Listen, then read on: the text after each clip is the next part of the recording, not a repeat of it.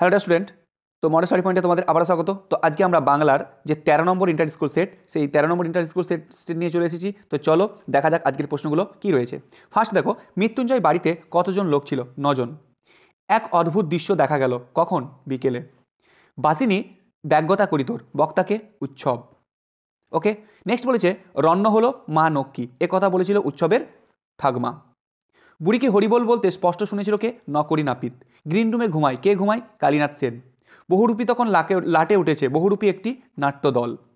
রজনীকান্ত ঘুমিয়েছিলেন কোথায়? চেয়ারে। বিভাব নাটকের লাভ সিনের নায়ক নায়িকার দেখা হয় রাস্তায়। যতক্ষণ স্টেজে দাঁড়িয়ে থাকি ততক্ষণ কি কদর। নেক্সট দেখো, কাবুকি থিয়েটার হলো কি? জাপানের থিয়েটার। চিনিলাম আপনারে, কবি কিভাবে নিজেকে চিনলেন? আঘাতে আঘাতে, বেদনায় বেদনায়।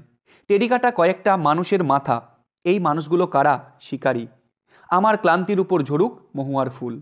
জঙ্গলে তাকে পেয়ে, জঙ্গলে পাওয়া যায় ধর্ষিতা মেয়েটিকে। গলদের নিপাত করেছিল কে? সিজার। পাঞ্জা সাহেবের পূর্ব নাম কি ছিল? হাসান আবদাল। রবীন্দ্রনাথের সহজপাঠ গ্রন্থের চিত্রাঙ্কন করেন কে? নন্দলাল বসু। সত্যজিৎ রায়ের পথের পাঁচালী ছবিটির সঙ্গীত পরিচালনা করেন পণ্ডিত রবি শঙ্কর। বেঙ্গল কেমিক্যাল এর প্রতিষ্ঠাতাকে? প্রফুল্লচন্দ্র রায়। নেক্সট কোশ্চেন দেখো, ল ধ্বনিটি হলো পার্শ্বিক ধ্বনি। বাংলার অর্ধস্বর ধ্বনির সংখ্যা কটি? 4টি। তো এই ছিল আমাদের এমসিকিউ। তো চলো আমরা এসিকিউগুলো একে একে দেখে নিই। ফার্স্ট বলেছে মৃত্যুঞ্জয় সেও খুব পছন্দ করে। মৃত্যুঞ্জয় পছন্দ করার কারণ কি? তার কারণ মৃত্যুঞ্জয় আদর্শবান এবং কল্পনার তাপস, এক সরল চিত্র যুবক বলে নিখিল মৃত্যুঞ্জয়কে পছন্দ করত। তার মানে কি? মৃত্যুঞ্জয়কে সেও খুব পছন্দ করতো। তো কে করতো? এখানে নিখিলের কথা বলা হয়েছে। ওকে, চলো নেক্সট কোশ্চেন দেখো। নেক্সট বলেছে পৌষে বাদলা সম্পর্কে গ্রামের ডাকপুরুষের কি বচন রয়েছে? তো পৌষে বাদলা সম্পর্কে গ্রামের ডাকপুরুষেরা পুরনো বচনের কথা বলা আছে। শনিতে 7, মঙ্গলে 5, বুধে 3, বাকি সব দিন দিন। চলো নেক্সট কোশ্চেন কি আছে। নেক্সট বলেছে হ্যাঁ বহুরূপী তখন লাটে উঠবে। বহুরূপী তখন কখন লাটে উঠবে? তো দেখো বলেছে লাভ সিনের প্রোগ্রেসিভ বানানোর জন্য দ্বিতীয় গল্পে বৌদি শম্ভুকে আন্ডারগ্রাউন্ড পলিটিক্যাল লিডার হিসেবে চিহ্নিত করেন।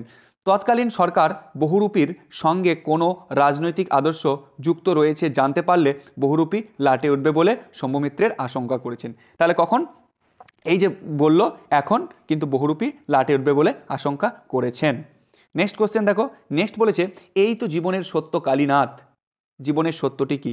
সত্যটি হলো যার প্রতিভা আছে, বয়স তার প্রতিবন্ধকতা হয় না, বয়স তার কিছুই যায় আসে না, এটাই তো জীবনের সত্য। ও এই সত্য উপলব্ধি করেছেন রজনীকান্ত। নেক্সট দেখো, নেক্সট কি বলেছে। নেক্সট বলেছে আর বংশদণ্ড বলে একটা কথা আছে। কোন প্রসঙ্গে এই কথাগুলো বলা হয়েছে? তো দেখো, নৈপথ্য যিনি হারমোনিয়াম বাজাচ্ছিলেন তিনি বললেন আরে সবসময় এই অ্যাস্থেটিক দিক দেখলেই চলে? বক্স অফিস বলেও তো একটা কথা আছে, আর বংশদণ্ড বলেও তো একটা কথা আছে, যেটা যখন মাথায় পড়বে বুঝবে তখন আরে এই কি রবীন্দ্রনাথের গান, বিশ্বভারতী কি পারমিশন দেবে? তাহলে কখন বলেছিল? যখন নৈপথ্য হারমোনিয়াম বাজাচ্ছিল তখন বক্স অফিসের কথা বলেছিল, সেই সময় বলেছিল যে আর বংশদণ্ড বলে একটা কথা আছে। নেক্সট চলো।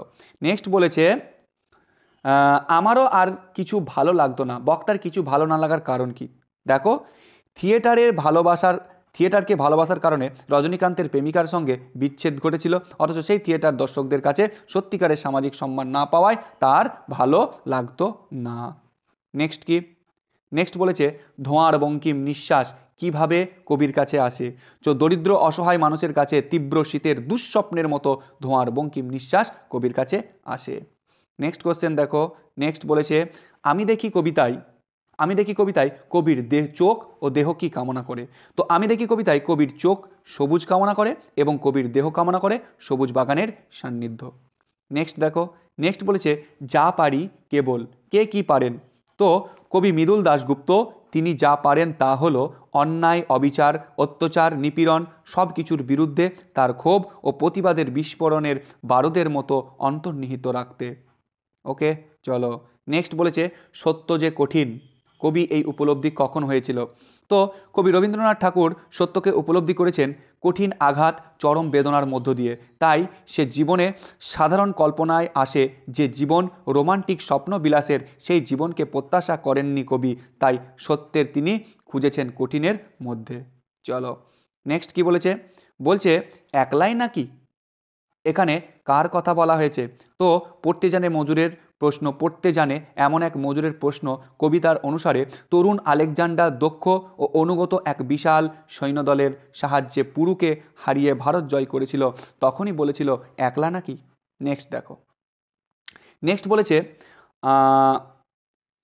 ব্যাপারটাই মেজাজ বিগড়ে দিল। কোন ব্যাপারটাই কার মেজাজ বিগড়ে দিল? তো নানকের হাত দিয়ে পাথর চাঙড় থামিয়ে দেওয়ার ব্যাপারটা মেজাজ বিগড়ে দিল কার? লেখকের। লেখকের মেজাজ বিগড়ে দিল যখন লেখকের মা তাকে বলেছিল যে পাহাড়টা গড়িয়ে এসেছিল এবং নানক সেটি হাতে করে ধরেছিল, তখনই বলল যে নানকের হাত দিয়ে পাহাড়ের চাঙড় থামিয়ে দেওয়ার ব্যাপারটা বিগড়ে দিয়েছিল কার? লেখকের।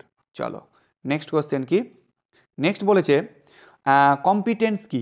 নেক্সট বলেছে কম্পিটেন্স কি, দেখো মানুষের মস্তিষ্কে LAD ল্যাঙ্গুয়েজ অ্যাকুইজিশন ডিভাইস থাকার ফলে ভাষার বিশ্বজনীন নির্বিশেষ এবং নিয়মতন্ত্র তার করায়ত্ত থাকে, ফলে ভাষা বলার যে ক্ষমতার অধিকারী হয় সেই ক্ষমতাকেই বলা হয় কম্পিটেন্স।